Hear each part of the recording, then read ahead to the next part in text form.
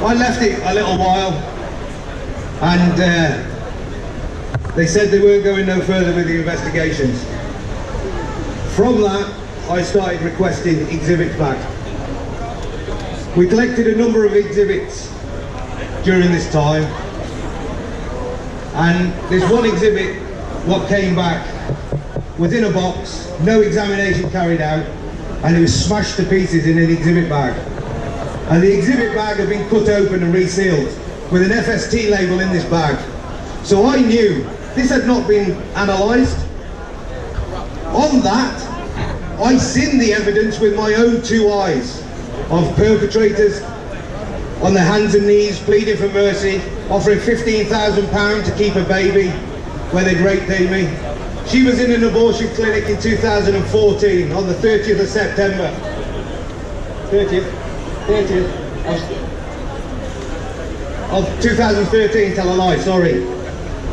So, off the back end of that, her mum had stand behind the screen with her for 4.5 hours. And it became the establishment, the police of Telford, the council of Telford. They hadn't done their duty of care.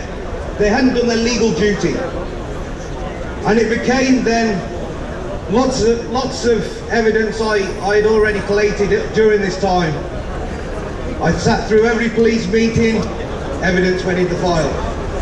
Sat through every council meeting, evidence went in the file. Then when the exhibits come back, I telephoned Mallinsgate Police Station to this individual officer. Obviously he retired with less than 12 months after speaking to myself on the phone. And he turned around and he said, when I questioned about the exhibits, he said, ha ha ha ha, get a solicitor. I said, I don't need a solicitor. I self-counselled all this all the way through, from start to finish. Off the back end of that, also my son was born dead in 2016 with 1% survival rate. 4 days later I get to see him, and off that, when obviously her mum telephoned the police and said we couldn't make the one meeting, obviously because she was in the hospital and different things, he just began to laugh down the phone. So it was all right because we just put it all together. Kept coming, kept coming, kept coming. It come to the stage in 2018 when attempted arson happened on the property.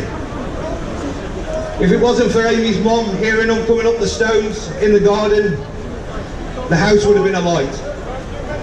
We dialed 999, it took 3.5 hours for the police to arrive. When the police arrived, they turned around and they said, this is quite serious, these two officers. I'm pretty sure they wore their heart on their sleeve. These two officers went away and they said this needs to go to the CID of Telford. They passed it to the CID. The CID rung at 9:23 in the morning and said, well, what was the incident? Explain the incident. They didn't even want to come out and they said it's not our call. It's down to the West Mercia PC.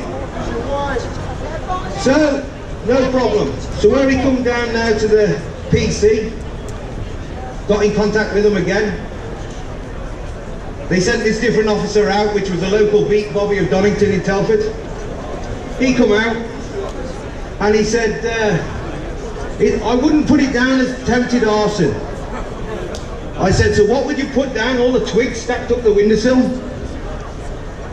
The children are all inside. He's got a petrol can in his hand. What would you say is attempted arson? Or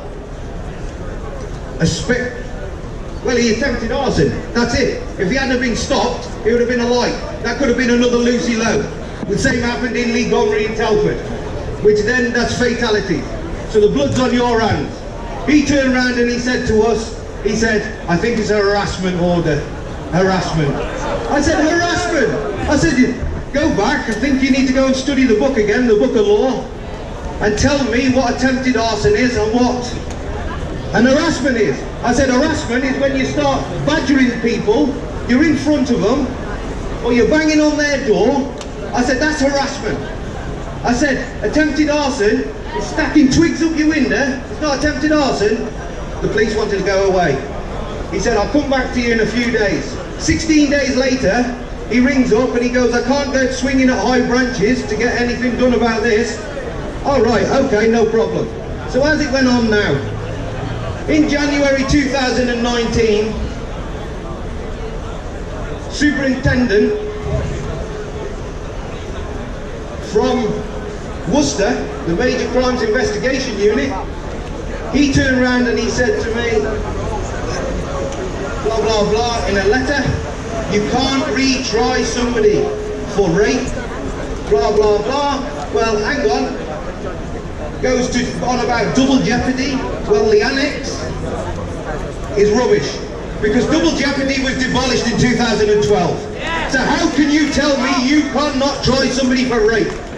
How come you can't try somebody for arson? How come you can't try somebody for murder? So, in the last month, the police turn up at the address in Telford and they submit Amy's mum with an Osborne warning. Because there's individuals trying to obtain the evidence which we hold. The police want it back. Well, it's too late. It's with QCs and it's with the barristers. And it's also with a solicitor, which was provided to us on a promo free bonus from the MP of Telford, Lucy Allen. And I take my hat off to that lady. And also the other person I take my hat off is to Anthony Wood from the Naga.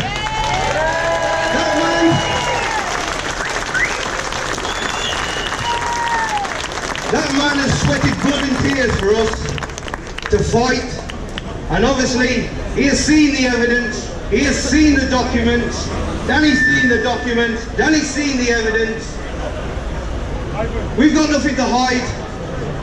I just want people to be aware and stay safe and keep their kids safe.